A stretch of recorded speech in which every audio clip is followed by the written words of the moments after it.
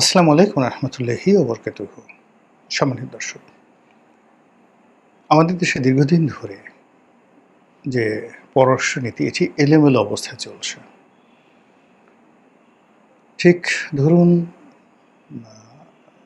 বিগত বিএনপি সরকারের আমলে ২০০১ থেকে ২০০৬ পর্যন্ত, ওই সময়টি পর্যন্ত অর্থাৎ ৯১ থেকে আরও আগে বঙ্গবন্ধুর জমানা থেকে একেবারে ২০০৬ পর্যন্ত আমাদের পররাষ্ট্র মন্ত্রণালয়ের একটা ট্র্যাক রেকর্ড ছিল। যারা এই ফরেন সার্ভিস ক্যাডারে অংশগ্রহণ করতেন ধরে নেওয়া হতো সিভিল সার্ভিসের সবচেয়ে মেধাবী এবং সবচেয়ে চৌকুশ কর্মকর্তারা তাদের প্রথম চয়েস হিসেবে পররাষ্ট্র মন্ত্রণালয়কে দিত।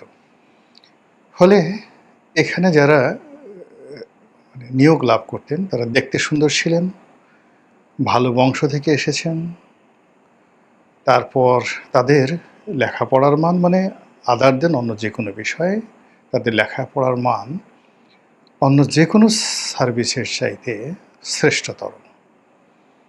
আপনি যদি একজন ফারুক সুবহান সাহেবকে দেখেন, একজন ফারুক চৌধুরীকে দেখেন, রিয়াজ রহমানকে দেখেন, শমশের মুবিন চৌধুরীকে দেখেন, এরকম যারা ফরেন সার্ভিসে ছিলেন কিংবা পররাষ্ট্রমন্ত্রী হিসেবে যারা আমাদের দেশে, ধরুন আব্দুস সামাদ আজাদ, ডক্টর কামাল হোসেন, মোর্শেদ খান, হুমায়ুন রশিদ চৌধুরী, আনিসুল ইসলাম মাহমুদ, এই মানুষগুলোকে যদি আপনি একত্র করেন, তার সঙ্গে দীপুমণি, হাসান মাহমুদ, তারপর এখন হুমায়ুন কবির, শামা ওবায়েদ, আপনি দেখেন তো মিলে কিনা, যায় কিনা। এখন এখানে বর্তমান যিনি পররাষ্ট্র মন্ত্রী রয়েছেন খলিলুর রহমান, নিঃসন্দেহে উচ্চশিক্ষিত, মার্জিত, সিজেন্ট, চমৎকার ইংরেজি বলেন, চমৎকার বাংলা বলেন, পরিমিত ড্রেস কোড, তাকে আমি সব ব্যাপারে ১০০তে ১০০ নম্বর দেব। কিন্তু এটি হলো তার আমলাতান্ত্রিক যে বৈশিষ্ট্য এবং ইন্টারন্যাশনাল কমিউনিকেশন। কিন্তু এর সঙ্গে তারেক রহমান সাহেবের যে সম্পর্ক, অ্যাডাপশন, কিংবা এর সঙ্গে ধরেন যদি পলিটিক্স ধরেন, বিএনপির পলিটিক্স, তারপরে বাংলাদেশের বর্তমান যে সমস্যাগুলো, এই সমস্যাগুলো এই অংশ যদি ধরেন, তাহলে মিস্টার খলিলুর রহমান সাহেবকে 0 দিতে হবে। অর্থাৎ যদি আপনি ধরেন শামসুজ্জামান দুদু, একা শান্তশিষ্ট একজন মানুষ, তাকে যদি পররাষ্ট্রমন্ত্রী করা হতো, তাহলে তিনি আব্দুস সামাদ আজাদের মতোই একটা ভূমিকা রাখতে পারতেন। তার এই পলিটিক্যাল যে সেক্টরগুলো, বিএনপির নীতি আদর্শ এবং বিএনপির যে চাওয়া পাওয়া, এটাকে তিনি ১০০তে ১০০ পেতেন, যেখানে খলিলুর রহমান 0। আর খলিলুর রহমান সাহেবকে যদি প্রতিমন্ত্রী রাখা হতো, শামসুজ্জামান দুদুর সঙ্গে যদি তাকে দেওয়া হতো, তাহলে এখানে 16 কলা পূর্ণ হয়ে যেত। অতীতে যেটা বিএনপি সরকার করেছে, একজন পূর্ণমন্ত্রীকে দিয়েছে পলিটিক্যাল, আর প্রতিমন্ত্রীকে দিয়েছে ডিপ্লোম্যাট, ঝানু ডিপ্লোম্যাট, রিয়াজ রহমান সাহেবের মতো মানুষকে দিয়েছে সেখানে ডিপ্লোম্যাট হিসেবে। তো এইবার তারেক রহমান সাহেব সেই কাজই করেছেন যে কাজ শেখ হাসিনা করেছেন।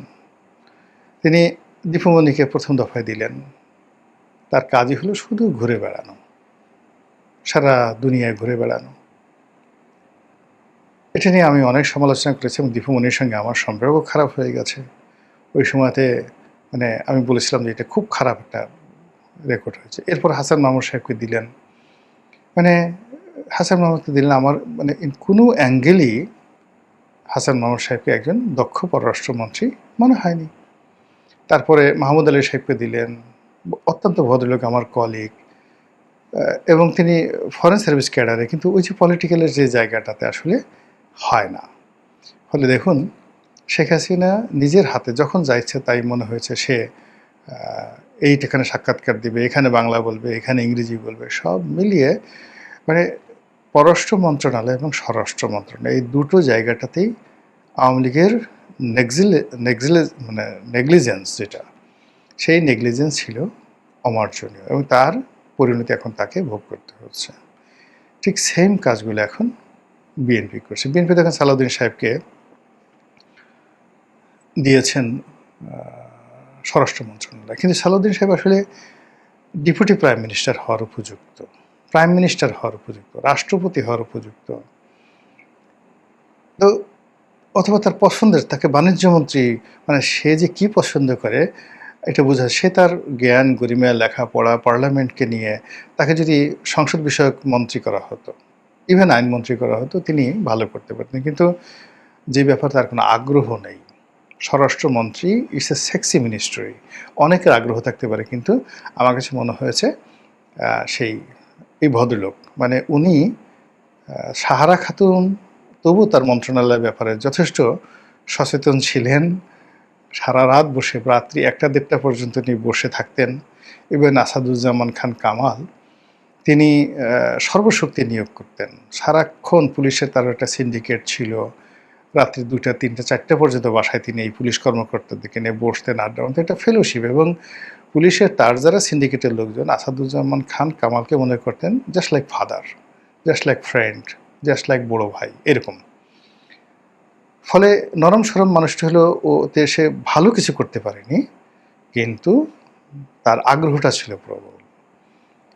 আবার আগের জামানাতে ধরেন আলতাফ হোসেন চৌধুরী, তার লেভেলটা আলাদা, হিজ এ এক্সট্রাঅর্ডিনারি। বিমান বাহিনীতে এরকম খুব অল্প লোক আছে আলতাফ হোসেন চৌধুরীর মতো এরকম ক্যারেক্টারিস্টিক্স বা হাই প্রোফাইল ক্যারিয়ার আছে। তো তিনি স্বরাষ্ট্রমন্ত্রী হলেন, তার সাথে প্রতিমন্ত্রী হলেন লুৎফুজ্জামান বাবর। তারপরে তাকে সরিয়ে দিয়ে হাও ভবনের লোক হিসেবে, তারেক রহমান সাহেবের ঘনিষ্ঠ লোক হিসেবে লুৎফুজ্জামান বাবরকে দায়িত্ব দেওয়া হলো। He is a masterpiece.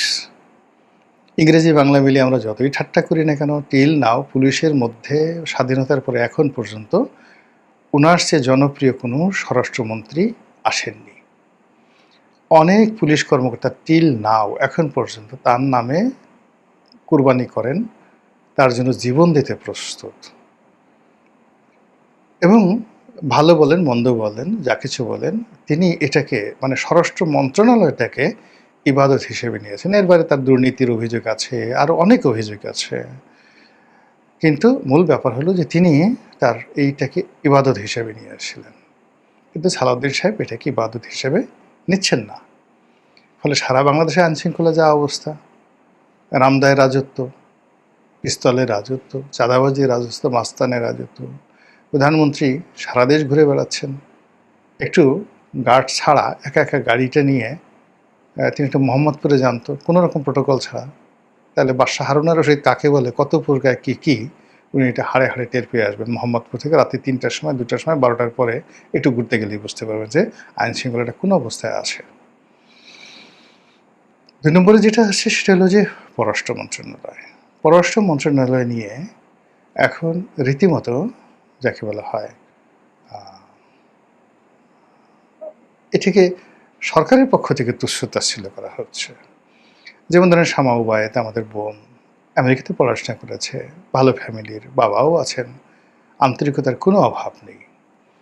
কিন্তু মানে একটা দেশের পররাষ্ট্র প্রতিমন্ত্রী একটা মন্ত্রণালয়টা চালাবেন, কাউন্টারলি অন্য দেশের পররাষ্ট্রমন্ত্রীর সঙ্গে তিনি এক টেবিলে বসে কাজগুলো করবেন, মানে এই জিনিসগুলো হয় না।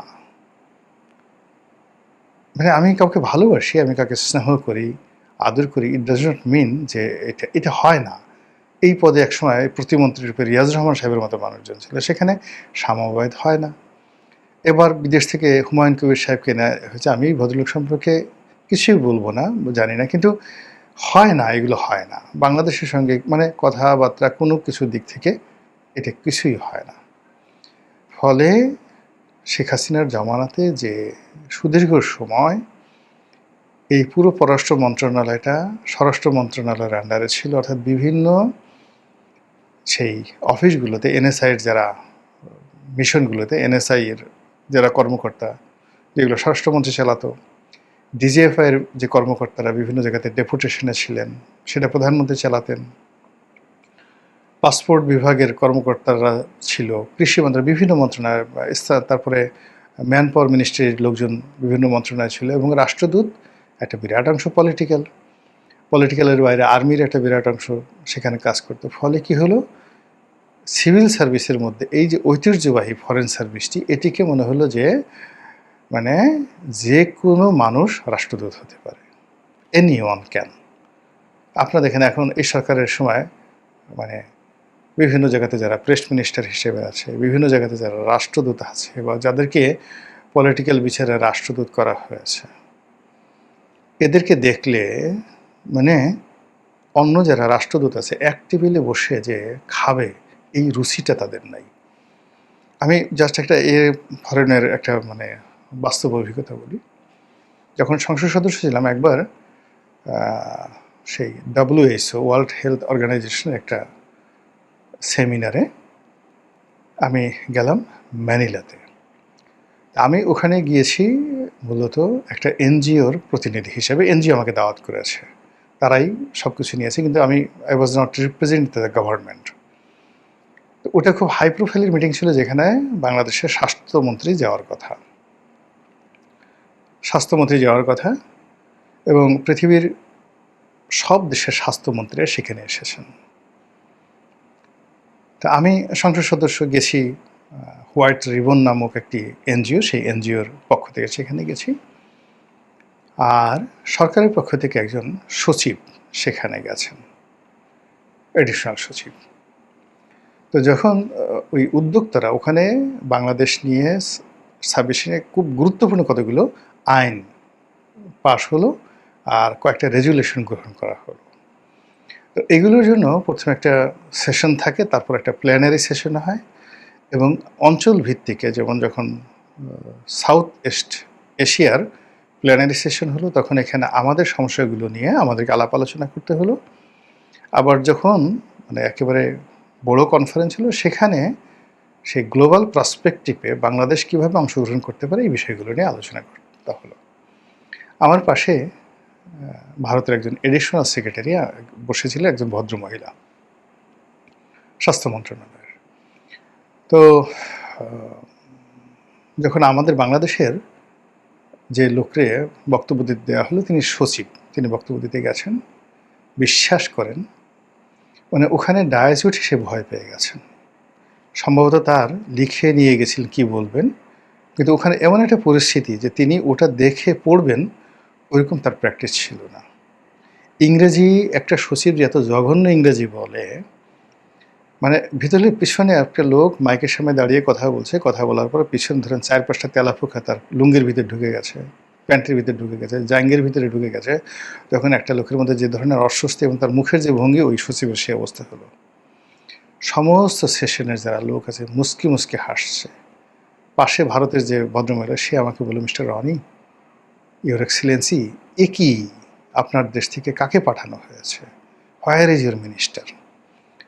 তখন WHO যিনি এই অনুষ্ঠানের আয়োজক ছিলেন, ওখানে আইপিওর লোক ছিলেন, WHO লোক ছিলেন, জাতিসংঘের লোক, অন্যান্য বিভাগের জেনারেল অ্যাসেম্বলির লোক ছিলেন, তারপরে ফিলিপিন্সের প্রেসিডেন্ট আসছেন। এইরকম একটা গুরুত্বপূর্ণ অনুষ্ঠানে আমাদের স্বাস্থ্যমন্ত্রী যাই নেই। এর মধ্যে যখন ওই হোয়াইট রিবনের পক্ষ থেকে আমি বক্তব্য দিলাম, বক্তব্য দেওয়ার পরে যিনি চেয়ার করতেছিলেন, তখন তিনি আমার কাছে এলেন যে, মিস্টার রনি, আপনি তো মেম্বার অফ পার্লামেন্ট। তো member of parliament just like a prime minister, like a minister. তো আপনি আপনার দেশে রিপ্রেজেন্ট করেন অ্যাজ এ মিনিস্টার হিসেবে। আপনার এই যে পাঠাইছে যাকে, একে দিয়ে করলে আপনার দেশের জন্য অনেক ক্ষতি হবে। দেন ওই ঘটনার পরে প্রায় মানে সবগুলো ওই ভদ্রলোক, মানে আমি তাকে ডাকলাম, বললাম যে আপনি আর কোনো কথাবার্তা বলবেন না, ওখানটা বলছে আমাকে রিপ্রেজেন্ট করার জন্য, আই উইল ডু ইট। আমি পুরো সেশনটা চালিয়ে নিলাম। তো এইভাবে ধরেন আমাদের দেশ থেকে অনেক লোককে পাঠানো হয় বিভিন্ন আন্তর্জাতিক সভা সমিতি, সেমিনারে। তাদের অবস্থা যে কি হয়, 5টা বছর দায়িত্ব পালন করেছি, নিজের চোখে দেখে আসছি। আন্তর্জাতিক অঙ্গনে গিয়ে এত সোজা জিনিস নয়। তো ফলে এই যে আমাদের যারা লোকজন গেছে, এদের খলিল সাহেব ঠিক আছে, কিন্তু বাকি তো ঠিকমতো টাই পড়তে পারে না, ঠিকমতো ইংরেজি বলতে পারেন না, ঠিকমতো ম্যাচিং করে প্যান্টের সাথে কোন শার্টটা পরবেন, কোন শার্টের সাথে টাই পরবেন, ম্যাচিং করে জুতা কিভাবে পরবেন, একটা চেয়ারে কিভাবে বসবেন। কখন দেখা যাচ্ছে পা দুটো এমনভাবে ফাঁক করে বসে, মনে হয় যেন 132 ডিগ্রি অ্যাঙ্গেলে পা ফাঁক হয়ে আছে, মোচা দুটো সামনে বের হয়ে আসতে চাচ্ছে। আবার কখনো স্টাইল করে পায়ের উপর পা তুলে এমনভাবে বসছে যে প্যান্ট উঠে গেছে 1 হাত, মোজাগুলো পশমগুলো সব দেখা যাচ্ছে। জুতা এমন একটা জুতার সামনের অংশ দেখে মনে হয় যেন একটা গদা টাইপের জুতা, বা লম্বা এমন লম্বা 1 হাত লম্বা, মনে হয় যেন সেই আরব্য রজনীর জুতা পরে আসছে। এই জিনিসগুলো আসলে আমাদের রাষ্ট্রকে অনেক ছোট করে ফেলে। তো সেই দিক থেকে কি হচ্ছে, এই যে পররাষ্ট্র মন্ত্রণালয় এখন যা কিছু হচ্ছে, আগেই এলোমেলো ছিল।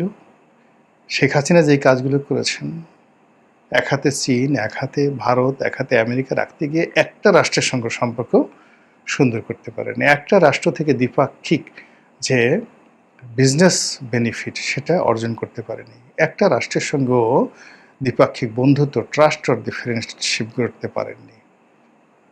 ঠিক সেটারই ধারাবাহিকতা এখন চলছে আরও অর্স্ট, আরও খারাপভাবে। মানে এটাকে সরকার মনে করছে আসলে পররাষ্ট্র মানে দরকারই নেই।